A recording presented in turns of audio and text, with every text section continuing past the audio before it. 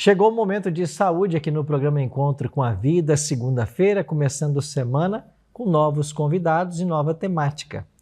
Estamos recebendo mais uma vez aqui nos nossos estúdios a nossa querida doutora Karen Kepke. Tudo bem, doutora?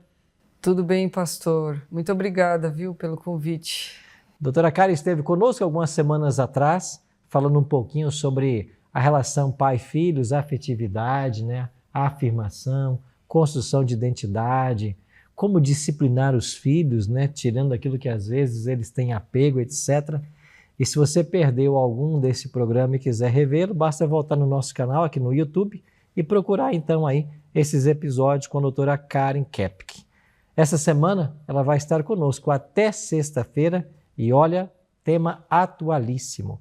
Nós iremos falar sobre o impacto das mídias em nossas crianças. E eu queria começar, doutora, com uma pergunta, né? Nós estamos vivendo aí um momento de grandes revoluções digitais. Com a chegada da internet, com os avanços tecnológicos, o mundo hoje é um mundo de luzes, né? De fato, a gente está vivendo um novo momento. E a mídia e essas revoluções tecnológicas, elas têm trazido um forte impacto sobre crianças e adolescentes. Como que a psicologia tem encarado essas transformações, esses impactos? Interessante, eu queria até compartilhar com vocês, né? Eu tenho me debruçado bastante aqui nesse livro, A Fábrica de Cretinos Digitais, do Michel Desmouget. E eu acho interessante que ele, no início, né, dessa bibliografia, desse livro dele, ele não traz assim, impactos negativos. Ele fala que existem muitas pesquisas que têm revelado o desenvolvimento do cérebro, né, das crianças e dos adolescentes, fazendo analogias, por exemplo, como uma arquitetura cerebral nunca vista, né?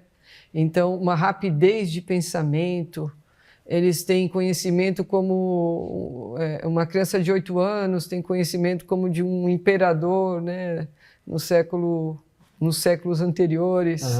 Então, assim, existem pesquisas que trazem impactos positivos, né? Significativamente interessantes.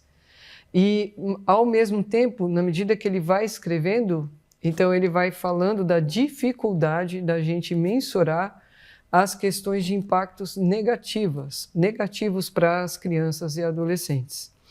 E aí ele explica que o motivo pelo qual, né, a gente tem essa dificuldade de mensuração é porque ele acredita que a mídia tem afetado questões da cognição, das emoções, questões também sociais, né, relacionadas às crianças e adolescentes, e também do plano de vista físico, né, da saúde mesmo, corporal.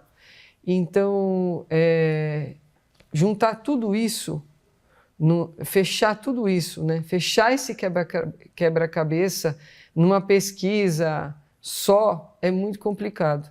Então, o que ele traz aqui são pesquisas relacionadas, por exemplo, à questão da cognição. Então, a gente vai falar um pouco disso, né, ao longo dessa semana. Questões também implicadas com como as crianças estão lidando com as emoções, né, relacionadas com o impacto que elas têm, com o que elas veem, assistem e interagem. E muito também relacionadas ao social. Então, ele fala que existem resultados que nós vamos colher, por exemplo, imediatos. Ele usa, por exemplo, a questão do desempenho escolar. Que impactos a mídia poderia gerar em termos, né, nessa área aí? Então, ele fala assim, um impacto imediato. Crianças que passam muito tempo na mídia acabam ficando hiperestimuladas, depois vou explicar um pouco isso com mais detalhes, né? E elas também, às vezes, perdem a noção de tempo, então elas acabam perdendo o sono, vão dormir muito tarde. Um impacto imediato disso é que no outro dia a memória dela vai estar comprometida. Um impacto não a longo tão... prazo. isso, a médio prazo. Isso, um impacto, por exemplo, a médio prazo, né, que você nem vai percebendo, é que por você não dormir bem à noite, você pode afetar o seu sistema imunológico. E aí a criança começa a ter uma série de complicações, ter muita virose e muito antibiótico. Você vai saber, às vezes, é a falta de sono, né? O sono, ele é tão importante quanto se alimentar, como fazer exercício físico. Hoje eu tenho como 3 pilares iguais em termos de necessidade, né? Ele fala também de impactos, como eu vou dizer...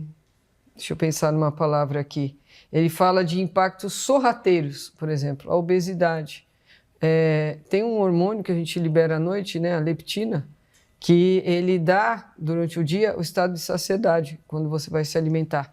E pode perceber que crianças que não dormem bem, às vezes elas ficam lambiscando o dia inteiro, começam a desenvolver hábitos, né, nocivos. Então, a longo prazo, você pode também ter a obesidade como um impacto gerado por esses maus hábitos relacionados ao uso de mídia. E também a gente vê aqueles que vão ser mais intrínsecos, né? Como, por exemplo, amputar as relações sociais por meio desse sistema mais individualista, né? De recurso aí de relação, relações também muito ralas, né? Superficiais. Né? A gente fala hoje da atenção plana também, que não favorece memórias de longa duração com experiências significativas para o resto da vida. Acho muito interessante, ele cita aqui uma expressão, né? Relações sociais amputadas. Tá? Então, juntar tudo isso num quebra-cabeça só dá muito trabalho. E por isso que às vezes a gente não tem tantas pesquisas ainda comprovando a gravidade desse novo sistema, né, que a gente interage com o mundo, mas se a gente juntar esse quebra-cabeça, tem muita coisa aí para a gente pensar, para a gente analisar e ficar alerta. E para ficarmos alerta, ela vai estar conosco a semana inteira falando justamente sobre os cuidados que nós devemos ter com esses avanços, com essa revolução digital. Esse é o tema da semana.